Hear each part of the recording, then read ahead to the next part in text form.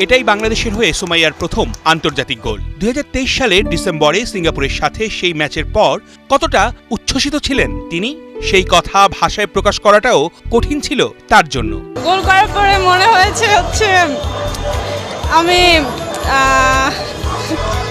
কিছু বলার নেই, স্পিচলেস হয়ে গেছিলাম। সুমাইয়ার জন্ম ও বেড়ে ওঠা জাপানে। বাংলাদেশের নারী ফুটবলে একমাত্র প্রবাসী কন্যা, যে কিনা শুধু ফুটবলের টানেই ছুটে এসেছেন এখানে। সবার ভালোবাসায় দারুণ সময় কাটছিল তার। এখন পর্যন্ত অনেক লং একটা জার্নি ছিল, কিন্তু সার্থক হয়েছে বাংলাদেশে হয়ে খেলাটা। অথচ বছর ঘুরতেই যেন বিপর্যস্ত সুমাইয়া। মানসিক আঘাতে জর্জরিত হয়ে ফেসবুক স্ট্যাটাস দিয়ে জানিয়েছেন বর্তমান পরিস্থিতির কথা।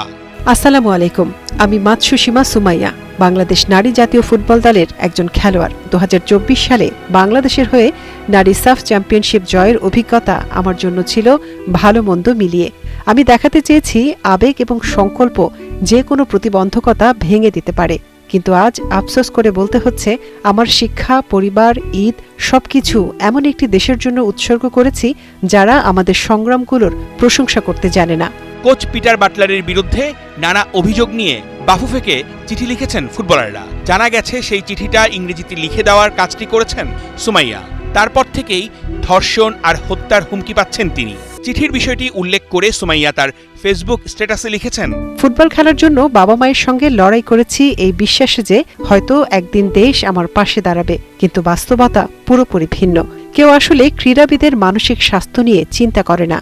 যে পরিস্থিতির মধ্য দিয়ে যাচ্ছি সে সম্পর্কে নিজের এবং সতীর্থদের নিয়ে ইংরেজিতে একটি চিঠি লেখার ন্যূনতম দক্ষতা আমার আছে। গত কয়েকদিন ধরে আমি অগণিত মৃত্যু এবং ধর্ষণের হুমকি পেয়েছি। যেসব শব্দ ব্যবহৃত হয়েছে সেটা আমাকে এমনভাবে ভেঙে দিয়েছে যা কল্পনাও করিনি। জানি না এই মানসিক আঘাত থেকে বেরিয়ে আসতে কতদিন সময় লাগবে। সামাজিক যোগাযোগ মাধ্যমে যে সুমাইয়াকে হুমকি দেওয়া হয়েছে সেটার সত্যতা মিলেছে।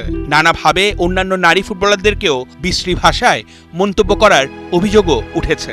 এই মেয়েরাই দেশের জন্য বয়ে এনেছে কত অর্জন, অথচ বর্তমান পরিস্থিতি তাদের জন্যই বাড়াচ্ছে শঙ্কা। অর্ণব বাপি, ৭১।